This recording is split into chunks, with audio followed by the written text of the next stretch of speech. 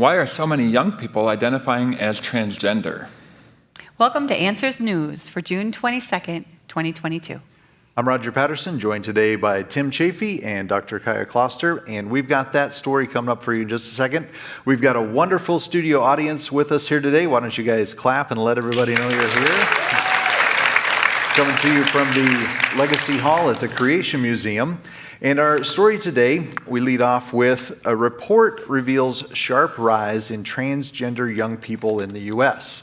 Now, this probably doesn't come as a big shock to a lot of us. We think about the way the culture is trending. We've got this story from the New York Times reporting estimates based on CDC reports from surveys that are given out to high school age youth and through other avenues of trying to estimate the number of people who are identifying as various different sexual identities throughout our culture. And they're looking at this, looking from data from 2017 up through 2020, the most recent data that they've been able to assemble and gather together. And it's revealing that we have a definite rise. So somewhere from 1.4% of 13 to 17-year-olds up to a larger number, a rise of 1.3 in 18 to 24-year-olds, and then a smaller number of adults as we move through those years. And then we get to the later years, and as we look through the years, we see those numbers rising from 2017 into 2020. And as we look at the culture, the way things are shifting, the way things are being influenced by various groups, it's not a surprise to see those things happening and the shift in these groups. But as Christians, we should see room for alarm here and concern, but probably not surprised because that's the way we would expect the world to be moving. Right, and we've done other articles that are similar to this in the past where we've seen the number of young people identifying as LGBTQ rising sharply, where it went from people who were in their 30s that might have been down in like the 4% or 3% range to under 20 was like 16%. And it was just this number that was skyrocketing.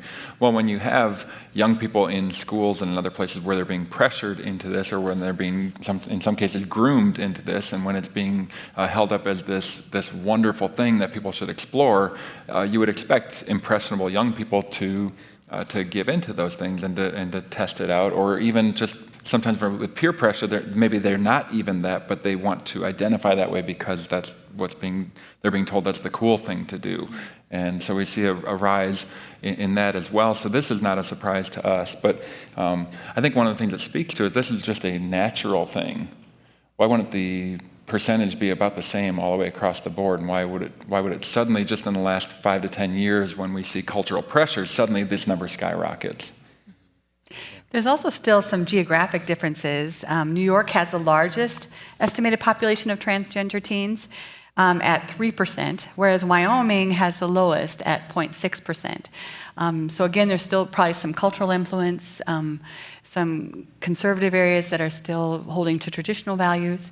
And I think, too, just along those lines of, that it's kind of promoted, or there's a line in here that says it's developmentally appropriate for teenagers to explore all facets of their identity. And I just, in our worldview, our identity comes from Christ, and He created us male and female, as it says in Genesis. And so I think it's interesting, and this is the gender health program at Children's Minnesota Hospital. That's the director that was making that quote. So, yeah, just what's considered developmentally appropriate is... Yeah, we would say there are certain things that are not considered appropriate, right, because we have a standard in God's Word that tells us what is right and what is wrong. So we should not be encouraging any and all behaviors. There are certain things that are sinful and certain things that are morally good those things we should be encouraging people to do, and the sinful things we should be encouraging people to avoid and to stay away from. And you talked about the geographical differences. One thing a lot of people would say, well, that's because New York is more accepting, so people will move to that area. And that can account, especially for the adult populations that might identify that way.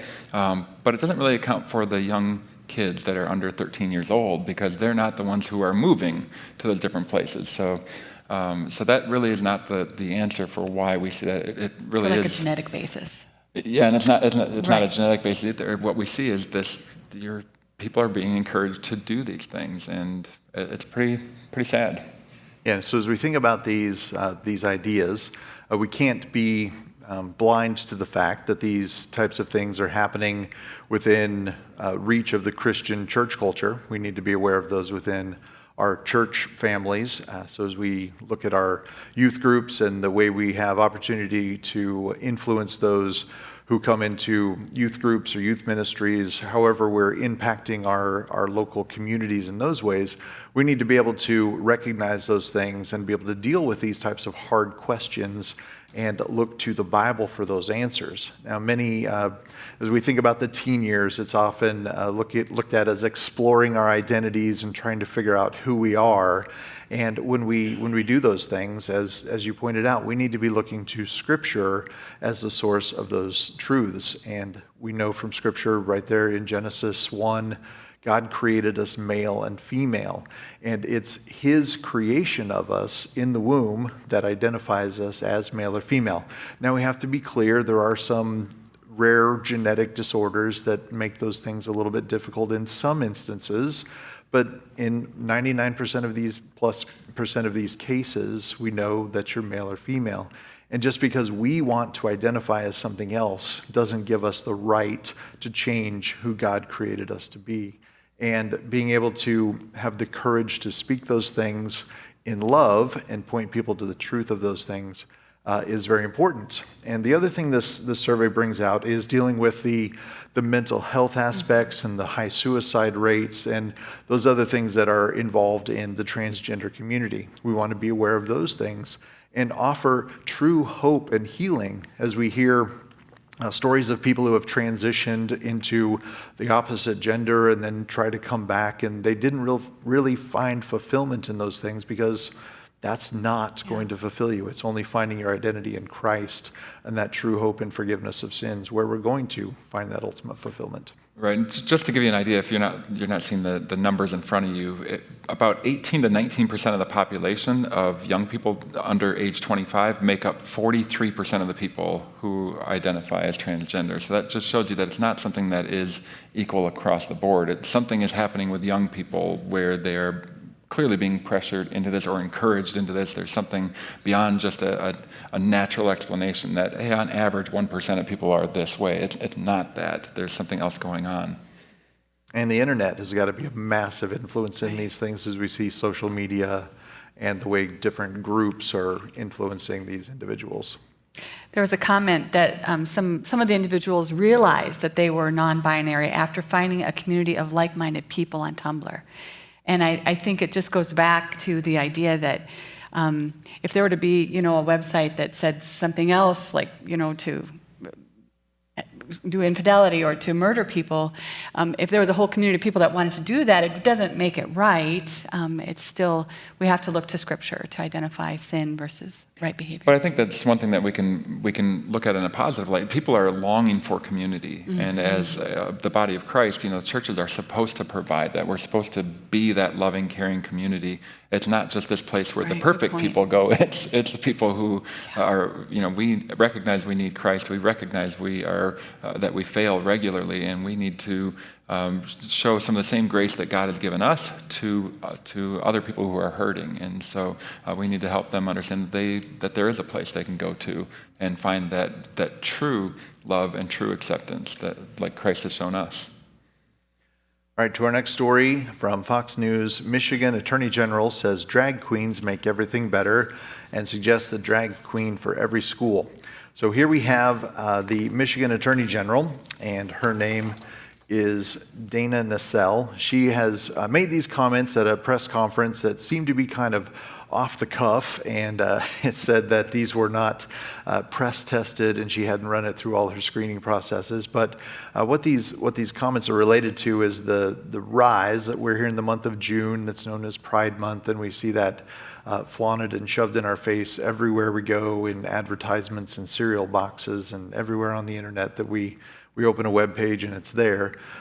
These drag queens have become something that 5 years ago, they were kind of the back alley, you don't talk about these things. And today, it's the thing that's paraded out in front of everybody.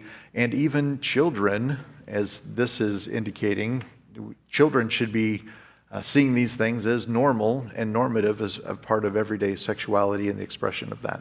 That's why there's been an emphasis to have the drag queen story hour in libraries all around the country, because they want to normalize this for young people. I mean, you did have, it was sort of seen as, you had like RuPaul was a well-known drag queen for the last several decades, but that was like this anomaly. That was just an adult show that certain people would watch, but it was more of, I don't know. Now it's just something that they're trying to mainstream and connect with young people.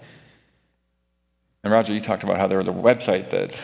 there's a Twitter account called Libs of TikTok, and on there, this person just basically posts these video clips exposing teachers who are trying to promote these things inside the classroom and these drag queen performances with kids around them.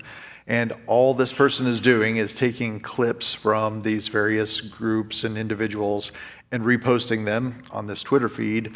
And by kind of aggregating all of them and showing how much this is happening, the account has been blocked on Twitter, and all of these attacks against this person just for showing what's happening. And it shows you the way that they don't want to be exposed because they recognize the backlash that it's going to get, but they want to promote these things and show that they're positive, so they're caught in this quandary. And how do we ban what we supposedly say we support? And it's been quite an interesting story. So It'll be interesting to see how this plays out as this Attorney General moves forward in the election process through this season.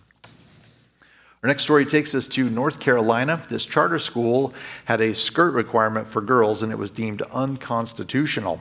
So a charter school is a type of public school that receives state funding, and in this particular instance, there was a challenge to the dress policy, the dress code here, that required the females in the school to wear a skirt, and this was challenged by the families.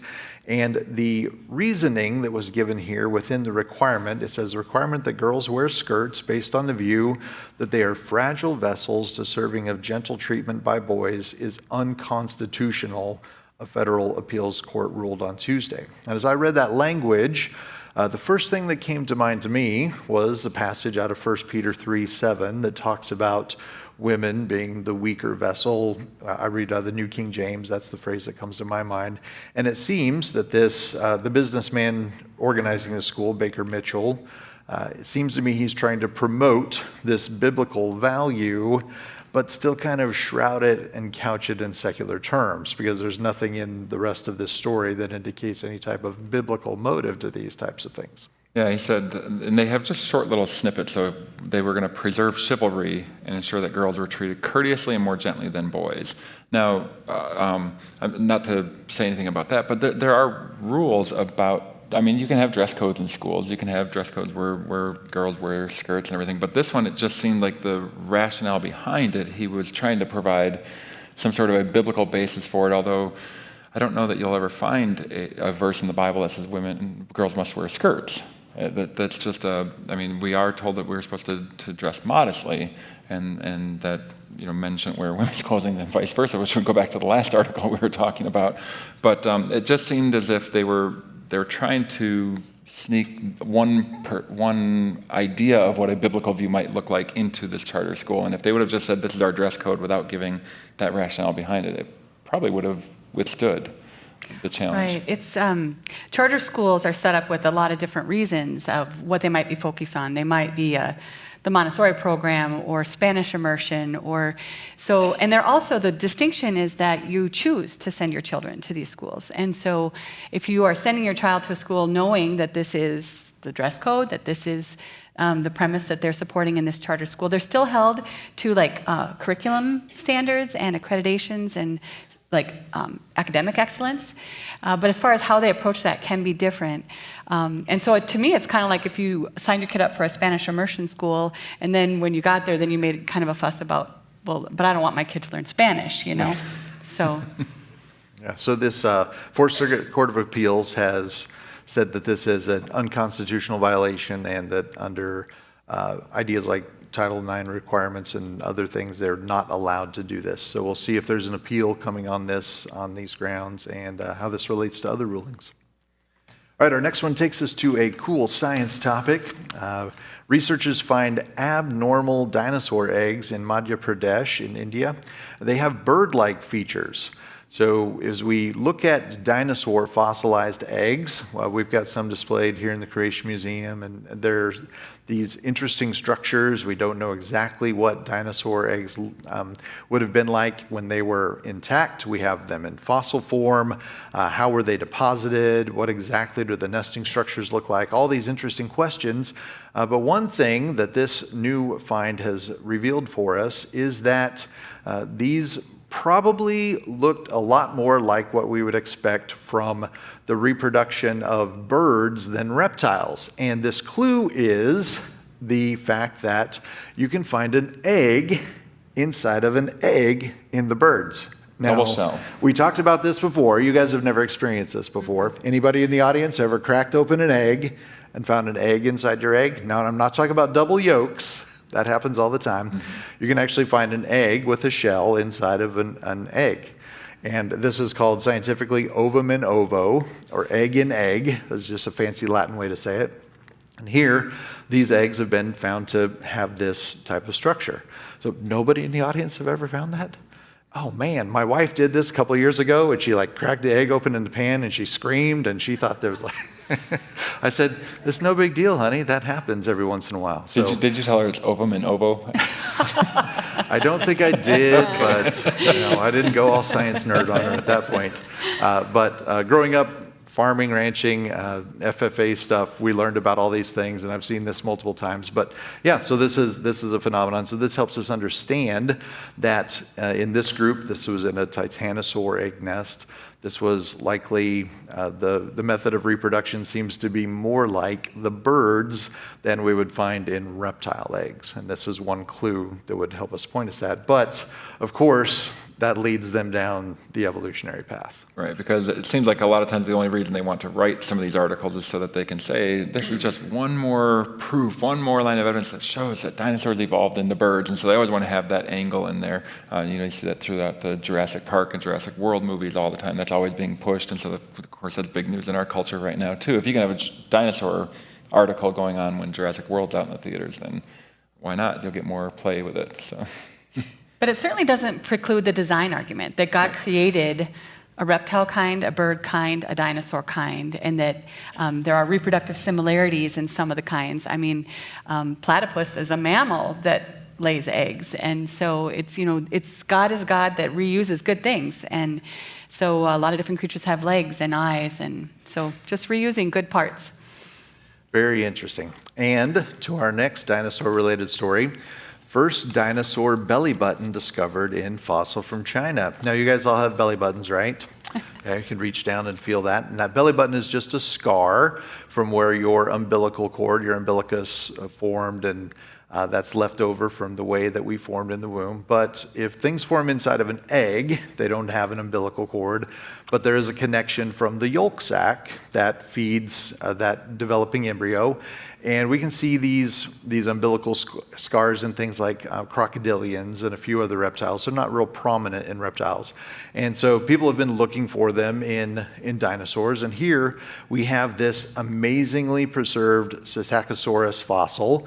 And it is giving us this hint, as the researchers say, of this umbilical scar. Now, it's not super obvious. They're using a LFS, a fluorescing technique, to look at the area where they suspected this to be. And there's evidence there that suggests this is happening. And rather than being evidence that this fossil is millions of years old, what does this really point us to evidence of?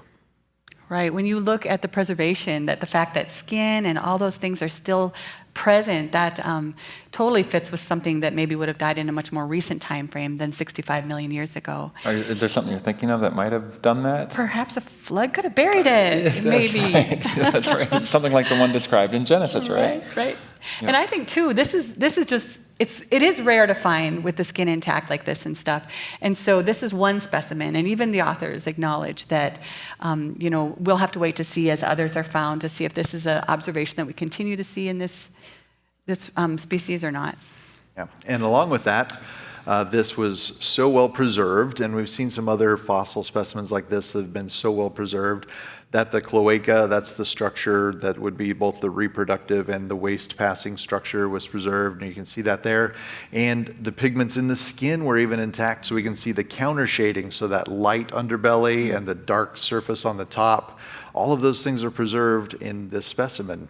That just shows us this wasn't there for tens of millions of years. This is a much more recent deposition. And it's a really interesting tool that they're using, this laser-stimulated fluorescence. They're able to use this also on other fossils or multiple fossils. Yeah, some of the fraudulent fossils. ones where they're putting 2 or 3 together, and they're able to use this device on it to say, no, actually, we can tell these are from different fossils. This is a fraud. And some of them have been done that way. Was it Archaeoraptor was the real famous one back in around 2000 or so, and where it was actually just a conglomeration of a few different fossils coming out of China, and they used it to try to promote, the National Geographic article, this big widespread feathers for T-Rex, and it wasn't even about a T-Rex, but... Yeah, and so some of those frauds have been found that way. So maybe in the future, we'll be able to find more of these intact specimens like this that are highly preserved and look for some more of those evidences of belly buttons. In this article, it says the oldest belly button scar in the world, right? That's what it claimed. Yeah.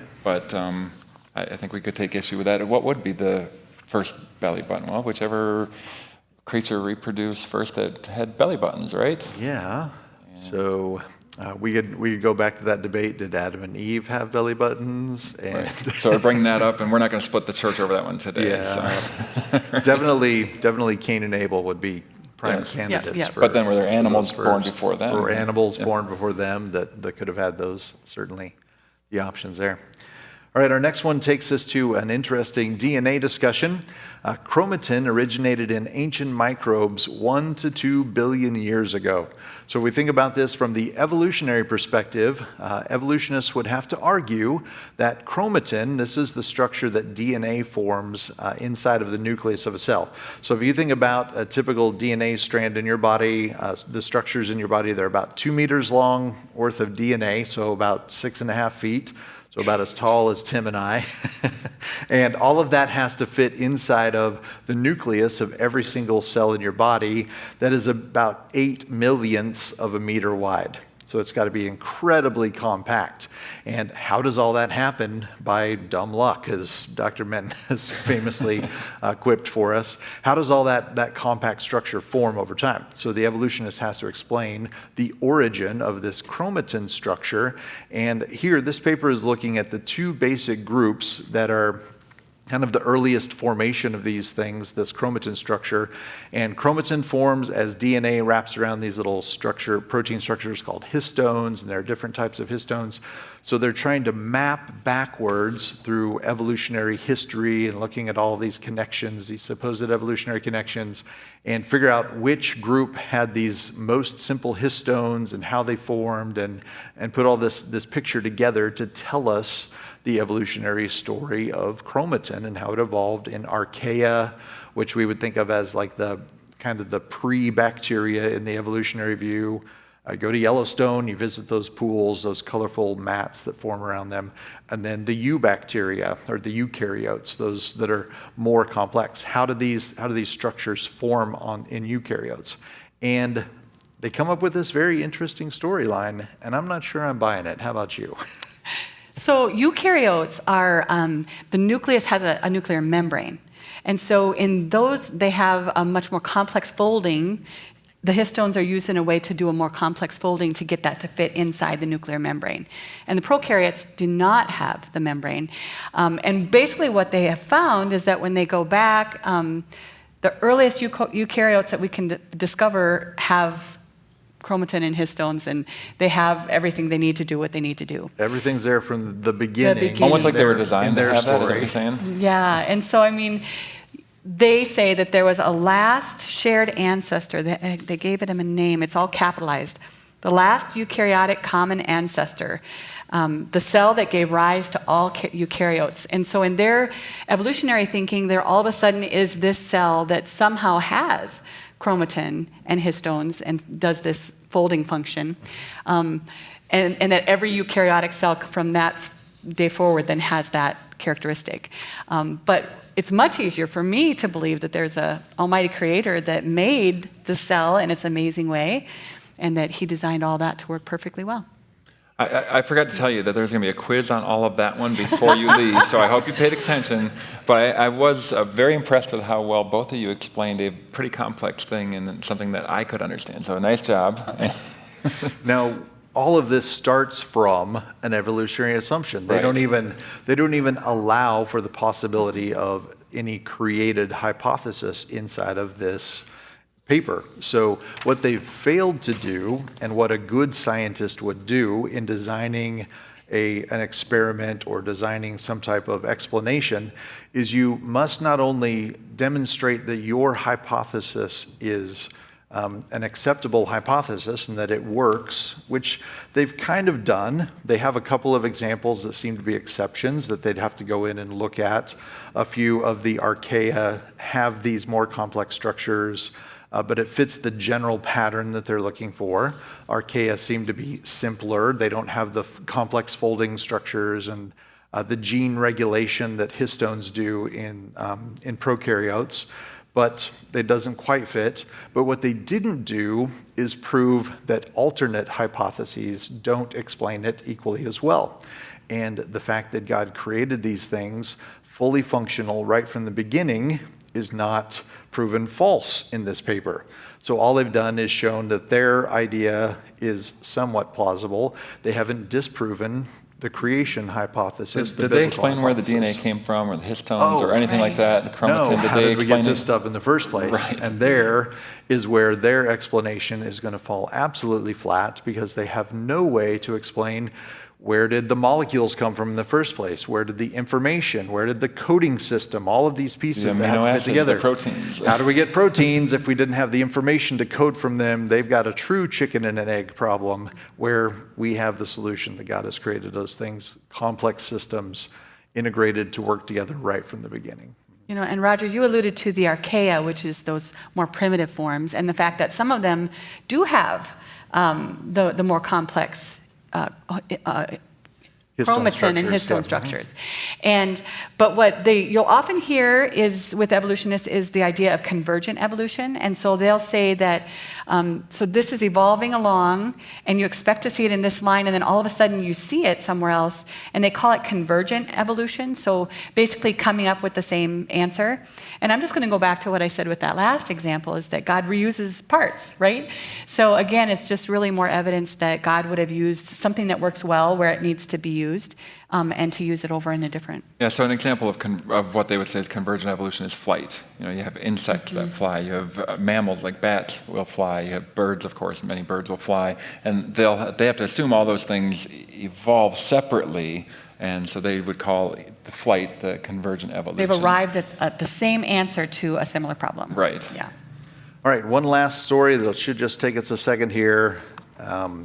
Laughingstock, New Zealand to tax sheep and livestock for belching and flatulence.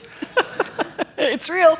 It's a real story coming out of Sky News from Australia, and here we have a segment of the green movement. Of course, methane gas is one of those gases that acts as a greenhouse gas, even though it is the tiniest little fraction of a percent of all the gas that we'd find in the atmosphere.